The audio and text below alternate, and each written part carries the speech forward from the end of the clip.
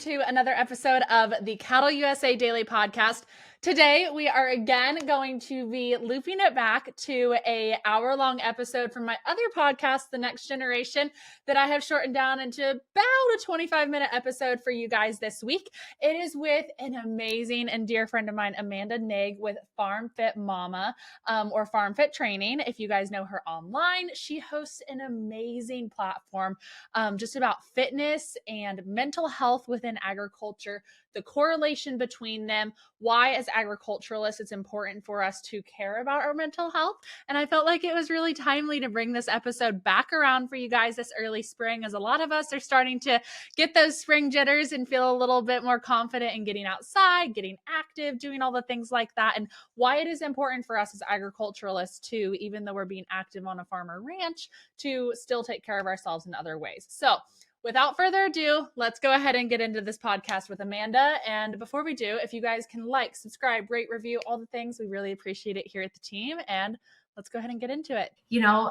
Agriculture is an industry that is so misunderstood. And there's a lot of amazing individuals that are bridging that gap between consumer and producer, like on social media. And I can name 10 right off the top of the head. They do a great job filling that bridge between consumer and producer, but nobody is really helping bridge that gap between physical and mental health within our community.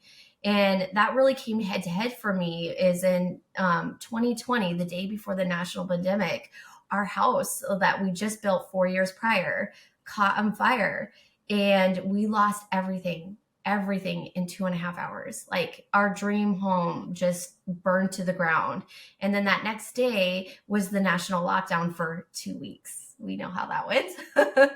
And so, for me, like I couldn't sell insurance anymore. I was homeschooling my kids, which, by the way, I can teach any adult over 18. But when you tell me to, like, at the time, my kids were super young, 6 and 8, I was like a fish out of water. Like, it was like, oh my gosh, I have to teach them this math. Like, what is this? Like, what is core math? Can we do it the old way? And so it was just like, I really hit a mental low. I was struggling mentally. I was struggling with my identity. Like, I couldn't sell insurance anymore.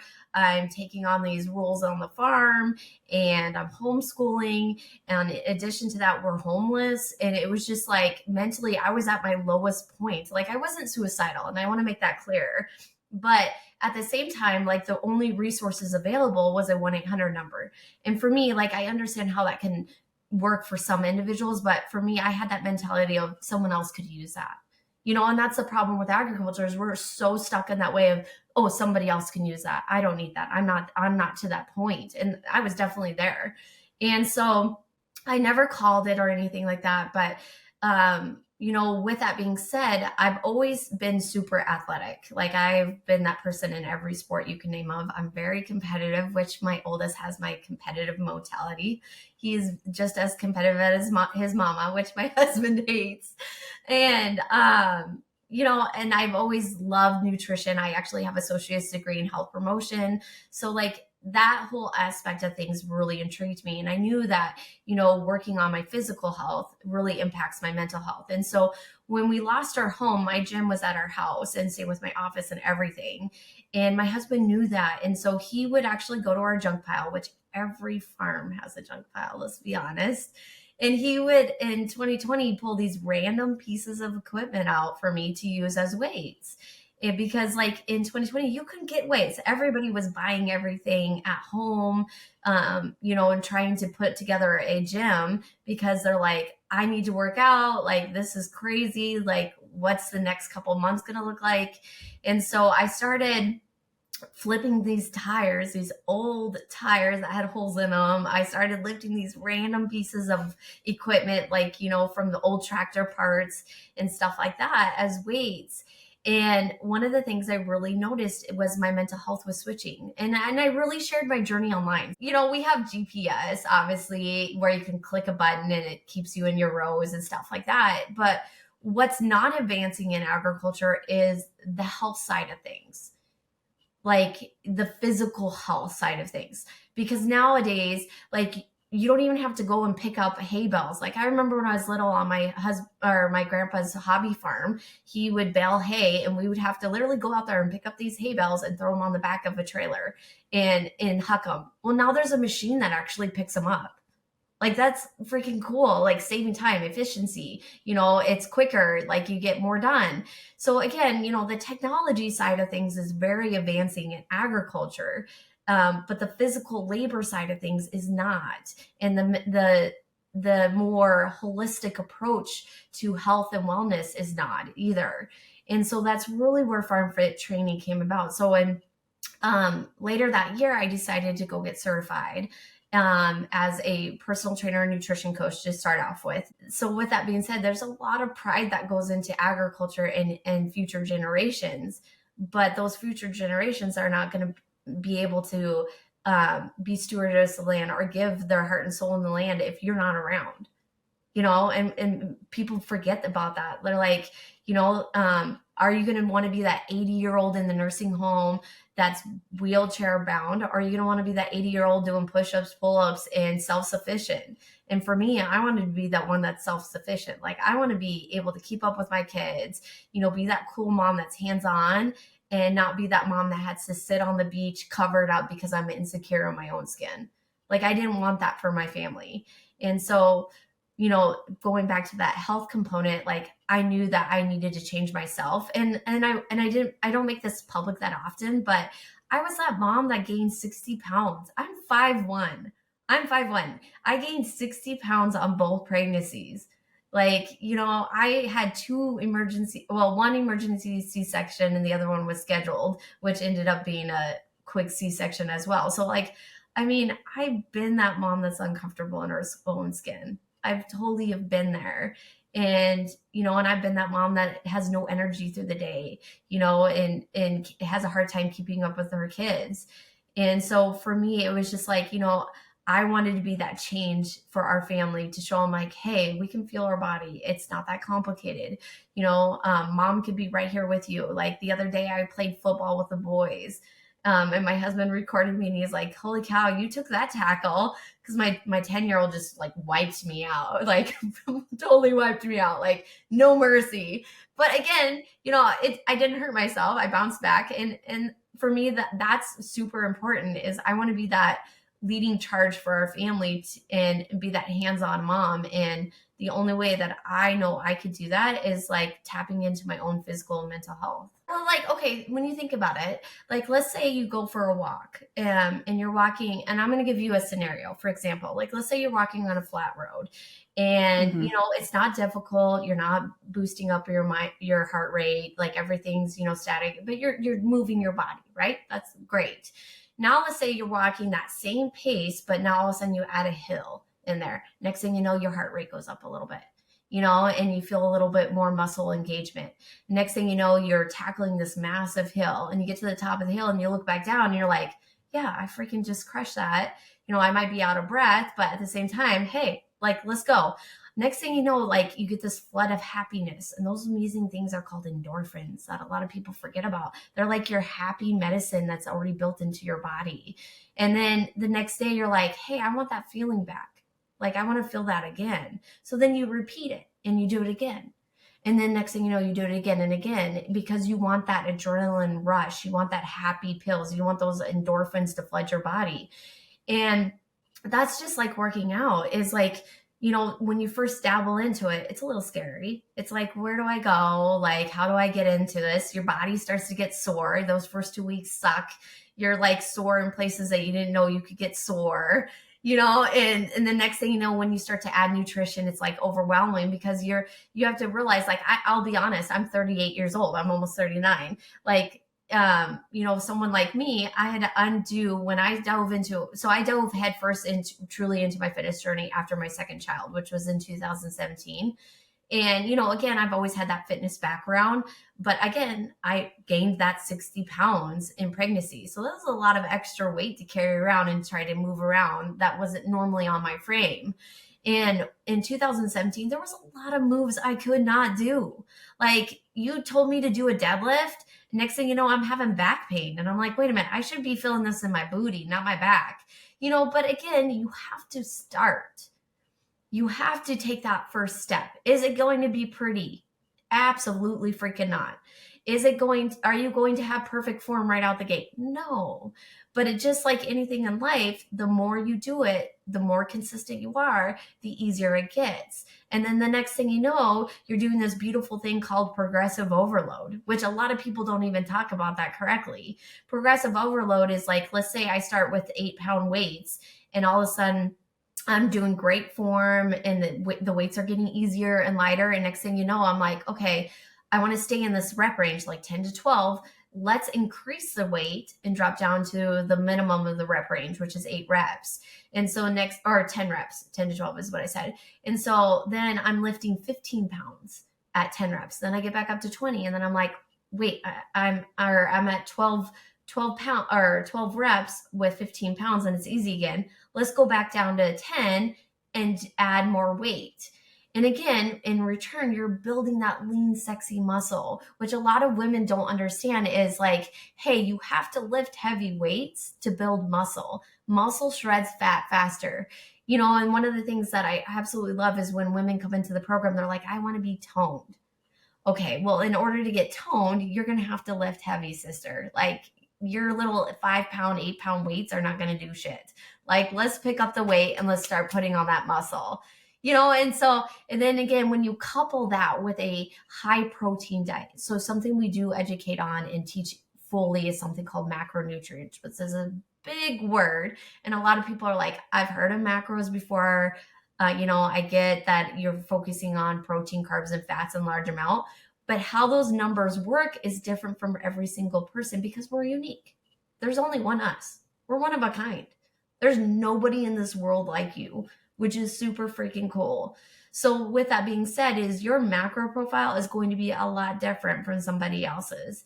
And in return, when you start to focus on fueling your body correctly, and starting to fuel yourself with the proper nutrition, it's like you're shredding fats in those stubborn areas. All of a sudden you're more confident. In agriculture, we need to be fucking confident. Excuse my French. I shouldn't have said that. We need to be confident. I'm a cusser. I should have forewarned you. I don't hold anything. Sorry, your audience. But, in agriculture, we need to be confident. We're out there. If you're on social media, you're bridging that gap between, consumer and producer. There's a lot of misconceptions when it comes to agriculture, especially, individuals that are not in it. They're like, when all of a sudden food prices increase, guess who they blame? The farmer. When it has nothing to do with us, it's all that middleman people that are jacking up your prices. We're not getting more money. I wish we were. But, at the same time, it's all those middlemen that are getting the more money, and people don't understand that. So again, if you're out there on social media talking about agriculture, you need to be freaking confident. And the only way you're going to get confident is getting comfortable in your own skin. And a lot of people view confidence as cockiness, which, don't get me wrong, there's definitely some people that are over cocky and, take confidence to a whole new level. But, how I view confidence is when you're confident in yourself, you believe in the ability of what you bring to the table. You put identity into who you are, and you're not in comparison to any other person in the room. That is a freaking beautiful thing to have. And that is something that we need to have. And so, for a fitness journey, yes, we all have this ideal. We have those favorite pair of jeans in our back of our closet that, one day I'm going to fit into them, those skinny jeans or whatever you want to call them. But at the same time, you don't forget that mental aspect that comes with it, because like, as you start to work out, as you get confident, as you start to believe in your own abilities that you bring to the table, it becomes this beautiful part where all of a sudden, instead of viewing this as a journey with an end destination, you're more looking at as an adventure. and it becomes a part of your lifestyle. And that's really where we take every client in FarmFit training, is we get them to understand that this is an adventure. It's not an endpoint. There's not a final destination here. This is all about like longevity, being able to be that active parent on the farm, being able to be that active wife. Like, I can't tell you how many times I get a text from my husband being like, hey, I need your muscles. Come to the big shop. And I'm like, on it, I'm coming. Or my children. I love this. I have 2 boys. I'm a boy mom. I even have a boy dog. Like, I'm outnumbered here. But my 2 boys, my 8-year-old had a test that they had to do, like a questionnaire thing, and it was really cute. And one of the questions it asked him was, who's your hero? And, most little boys say their dad, their dad's a hero and stuff. No, my 8-year-old said mom. And the reason why is he's like, I want to be strong and have muscles like my mom. And I was just like, I'm like, yeah, it's not dad today, it's mom today. But then right after that, his profession that he wanted to go into was farming. So, dad got in there. But, that's the thing, is like, we forget, like, hey, if we're not investing in ourselves, if we're not working on ourselves, that whole mental aspect of life, like, you're going to not be able to manage stress. One of the things I'm certified in is I'm a certified wellness coach. And what that means is I'm certified in stress management, mental and environmental wellness, along with the nutrition, which is a huge, big aspect of farming, is because we're the world's biggest freaking gamblers. If you think about it, we are it. We gamble on the weather, which is never, like, we were just talking about how our spring season just went to heck. We gamble when it comes to crop prices. We gamble when it comes, to markets, when you're selling your grains. That's a gamble too. There's a lot of aspects that we gamble on when it comes to agriculture. And one of the things that we really teach people and get them to understand is like, hey, you're gambling on this huge component of your life. And again, this is a lifestyle that none of us would trade, but let's not gamble when it comes to your own health. Like, let's not be in that position where you're told you have to get your health under control. Let's take action now so that we can be there for that future generations as well. And then the thing with agriculture is we're a lot of us in agriculture are stuck in our own ways. Like, just like take me for example, in 2020, I was at my absolute mental lowest point, and I still didn't call that 1-800 number. I still didn't reach out for help because, yeah, it might have been stubborn. It might have been immaturity. It might have been, pride at that point to admit that I needed help.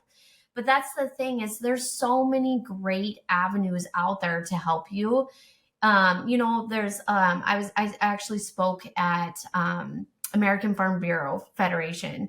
I spoke at their national convention in January about this, and they just launched that new ascendant about mind and body connection and stuff like that, which I love. And so, they offer counseling services and stuff like that. Like, if that avenue doesn't intrigue you, and if you're not going to go call someone and reach out for help, again, that's a great avenue. There's no wrong way to approach mental health. There isn't. Like, if you choose to call 1-800 number, you're still taking that step. If you choose to work with us and go through that physical transformation with us, you're still taking the right step. The biggest thing is take a step. Take the gamble on yourself, gamble on yourself. And I always go back to the saying, and we've all heard it when we were little, is it's a lot harder to pour from a half empty cup than a half full. Think about that. Like, it's the same amount of liquid in that cup, but it's just that mindset thinking of like, hey, I can pour from a half full cup instead of a half empty a lot easier. I can be that hands-on mom, or I can jump in the tractor and help my husband anytime he needs it, or lift these heavy things. And so, when you take care of your physical health, it gives you a lot of those freedoms that we forget about. It gives you those freedoms, not only, again, mentally, but it also gives you the freedoms when it comes to your everyday life and doing tasks that we do every day that we don't think about And now all of a sudden we can do it with ease. Now all of a sudden we're more energetic. We have more energy. We're not chugging a freaking monster at 4 o'clock because we're just wiped to the world and we need this energy boost. We're like the energized bunny. We're just go, go, go, go. So there's a huge aspect to it that, again, if you're stuck in that old school thinking, first and foremost, get the freak out of it. Don't think you're freaking Hercules and that you have this endless supply of adrenaline, because let me tell you, when you get older, it's going to be depleted. And if you're not taking care of yourself through a physical transformation or nutrition, there's going to be a lot of everyday tasks that are going to be super hard for you. A lot of times when everybody knows they need to work out. Let's be honest. Like, we've all heard it. We've all went through physical education in school. We all know, and we just forget about it. We get so busy in life that we forget, okay, if I'm not taking care of myself, I'm going to let some physician tell me that I have to. That's really what you're going to do. You're going to get to that point where a physician's going to be like, you have high blood pressure. Here, let me push a medication on you to fix that. Like, are you going to be dependent on medication? Or are you going to want to be self-dependent?